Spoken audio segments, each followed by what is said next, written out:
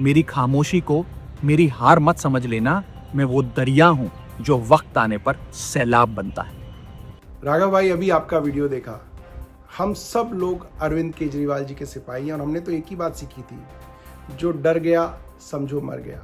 ये शायरी किसी प्रसिद्ध शायर की नहीं है, लेकिन वक्त बेवक्त सोशल मीडिया पर चर्चा का विषय रहती है। जिस प्रकार से अभी राघव चड्ढा हैं आम आदमी पार्टी के राज्यसभा से सांसद, उन्होंने चैलेंज किया है केजरीवाल को कि वो हारे नहीं हैं, वो दरिया हैं जो वक्त आने पर सैलाब ला सकते हैं। यानी कि आप ये कह सकते हैं कि जिस प्रकार से दिल्ली महिला आयोग की अध्यक्ष स्वाति मालीवाल ने मोर्चा खोला था केजरीवाल के खिलाफ, क्या राघव चड्ढा भी अरविंद केजरीवाल के खिलाफ मोर्चा खोल सकते हैं? क्योंकि ये दोनों लोग अरविंद केजरीवाल के काफ़ी करीब रहे हैं तब से 2011 से, जब से अन्ना आंदोलन शुरू हुआ था। क्योंकि ये पार्टी उसी अन्ना आंदोलन की उपज है, आम आदमी पार्टी, और केजरीवाल के बहुत खासम खास रहे हैं।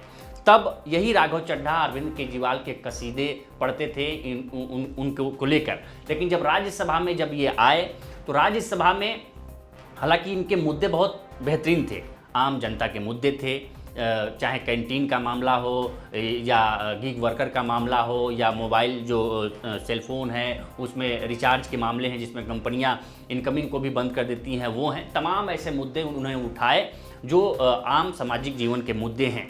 इस देश का मिडिल क्लास कमर तोड़ मेहनत करता है, लेकिन इस मेहनत के बावजूद मिडिल क्लास गरीब हो रहा है, अमीर नहीं हो रहा। जितने डेटा का पैसा हमसे लिया जाता है उतना डेटा हमें यूज करने दिया जाए, वो एक्सपायर ना हो। ये हमारे मेहनत के पैसे से खरीदा गया डेटा है। Sir, I demand in this August House to make paternity leave a legal right in India. Sir, third मेरा प्रपोजल है, no bank charges for not maintaining minimum account balance. खाने में खतरनाक मिलावट का मुद्दा, फूड अडल्ट्रेशन का। सर, आज मैं प्री पेड प्लान के जो मोबाइल यूजर्स हैं उनकी ओर से दो समस्याएं उठाना चाहता हूं। सर, पहली समस्या है कि रिचार्ज खत्म होने के बाद आउटगोइंग के साथ साथ इनकमिंग कॉल का भी बंद होना। दूसरी समस्या जो टेलीकॉम ऑपरेटर का 28 दिन का मंथली रिचार्ज। इस जीवन में दो ही चीजें निश्चित हैं, डेथ यानी कि मृत्यु, और दूसरा है टैक्स। 1 केजी अगर एक्सेस बैगेज हो जाए तो फ्लाइट आपसे हजारों रुपए का किराया वसूलती है, लेकिन कई घंटों के डिले के लिए क्या फ्लाइट हमें कॉम्पनसेट करती है? इंडियन पेपर लीक हमने देखा, देश भर में देखा कि कैसे पेपर लीक हुए, क्या उसमें माफियाओं का राज रहा और कैसे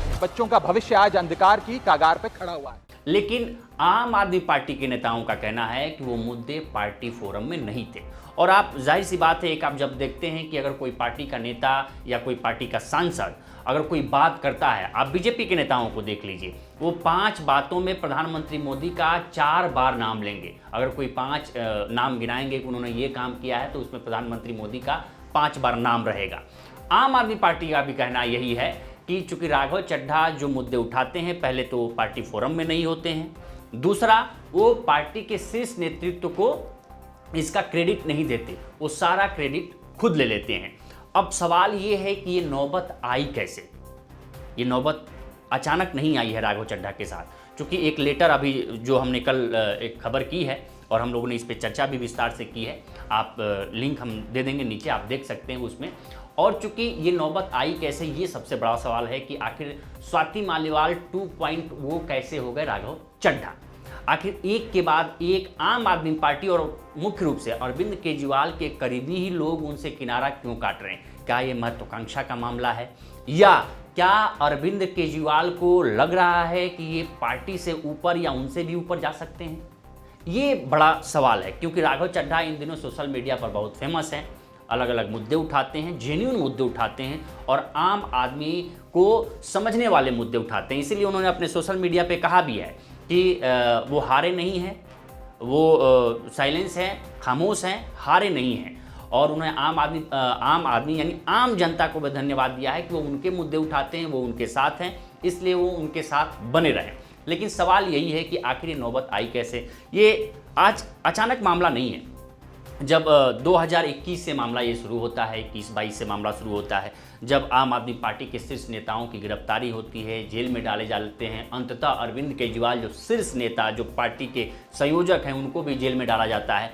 उस वक्त सारे आम आदमी पार्टी के नेता, छोटे कार्यकर्ता से लेके आम आदमी के बड़े नेताओं तक क्रिटिसाइज करते हैं प्रधानमंत्री मोदी की सरकार को, केंद्र सरकार को, कि जानबूझ के आम आदमी पार्टी के नेताओं को निशाना बनाया जा रहा है। लेकिन राघव चड्ढा उनकी गिरफ्तारी के बाद भी, अरविंद केजरीवाल की गिरफ्तारी के बाद भी आज जितनी तेजी से राघव चड्ढा ने जवाब दिया है, वो अरविंद केजरीवाल की गिरफ्तारी पर कुछ नहीं बोले। और वो जब आए लौट के, वो उस वक्त लंदन में थे और कह रहे थे कि भाई उनकी आंख बनवाई गई है, इसलिए वो चुपचाप हैं। लेकिन सोशल मीडिया खुला है, आप लंदन से भी सोशल मीडिया पर मैसेज अपने कर्टसी अपने बड़े नेता के लिए आप दे सकते हैं कि उनके साथ अन्याय हो रहा है या क्या हो रहा है, आपकी मर्जी थी, क्योंकि आप पार्टी से अलाइन थे, पार्टी के राज्यसभा सांसद थे। लेकिन ऐसा नहीं हुआ।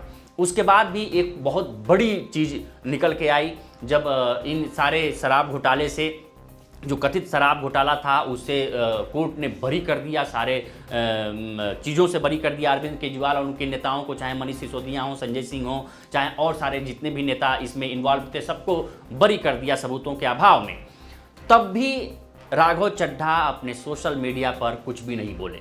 इसके बाद से ये नाराज़गी बढ़ी है और आम आदमी पार्टी के नेताओं का कहना है कि वो खुद की ब्रांडिंग करने में लगे थे, न कि पार्टी के, और जो भी मुद्दे उठा रहे थे वो पार्टी फोरम पे नहीं थे।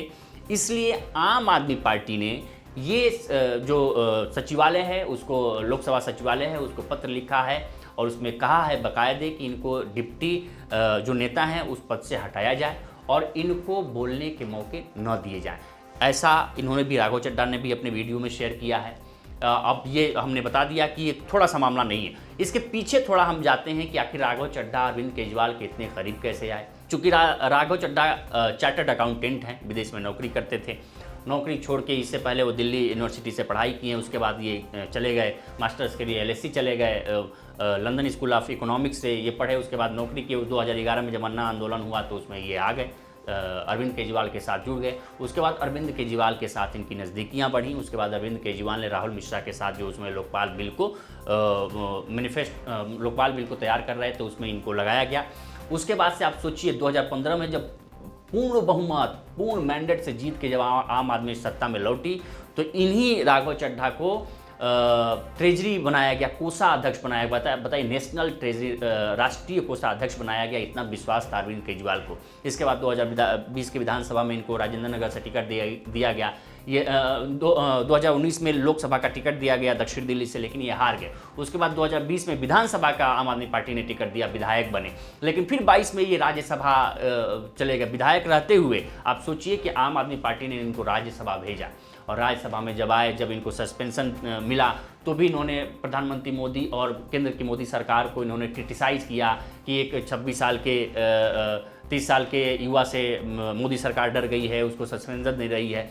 लेकिन जब असली मुद्दे आए, जब अपनी पार्टी के बारे में बोलने आए, तब राघव चड्ढा ने कोई बातें नहीं बोली और यही चुप्पी उनके लिए सबसे बड़ी बात बनी। चूँकि 2027 में चुनाव है, कहाँ? पंजाब में, वहाँ जहाँ आम आदमी पार्टी, एक ही अब राज्य बचा है जहाँ आम आदमी पार्टी सत्ता में है। तो ये चूँकि पंजाब के ये प्रभारी भी हैं और ये कहा जा रहा है कि पंजाब के चूँकि प्रभारी हैं, तो सोशल मीडिया और तमाम राजनीतिक के जानकार ये कह रहे हैं कि कहीं ऐसा ना हो कि ये बीजेपी में शामिल हो जाएं, क्योंकि बीजेपी के लाइन से अलाइन करते हैं, बीजेपी को कभी क्रिटिसाइज नहीं करते हैं। जब अरविंद केजरीवाल की गिरफ्तारी हुई तो सारे CBI, ED जितनी एजेंसियां हैं सरकार की क्रिटिसाइज़ की गई आम आदमी पार्टी की तरफ से, यहाँ तक कि विपक्ष के नेताओं ने भी क्रिटिसाइज़ किया। कांग्रेस ने भी मंच शेयर कर क्रिटिसाइज किया इस बात को लेके, लेकिन राघव चड्ढा ने कोई क्रिटिसाइज नहीं किया। जब इनको हर मामले में जब बरी कर दिया कोर्ट ने, उसके बाद भी इनकी कोई प्रतिक्रिया सामने नहीं आई। तो ये निराशा थी आम आदमी पार्टी के अंदर। ये बहुत दिनों से, 4 साल हो गए थे 2022 के बाद से, कि धीरे धीरे निराशा फूट पड़ी है और उसी का नतीजा है कि राघव चड्ढा के खिलाफ सेक्रेटरी को लेटर लिखा गया और कहा गया कि इनको उपनेता पद से हटाइए, अशोक मित्तल को बनाइए। अशोक मित्तल पंजाब से आते हैं, पंजाब में 27 में चुनाव है। ऐसे में आम आदमी पार्टी के लिए भी एक मुश्किल है कि 2027 में पंजाब का चुनाव वो कैसे लड़ती है, क्योंकि एक बीजेपी को एक मौका मिलेगा कि जो आम आदमी का मुद्दा उठाता था सांसद, उसकी आवाज़ दबाने की कोशिश की गई। तो इस पर आपकी क्या राय है, हमें कमेंट कर सेक्शन में जरूर बताएं। बाकी देश दुनिया की तमाम खबरों के लिए बने रहें लोकमत हिंदी के साथ। नमस्कार।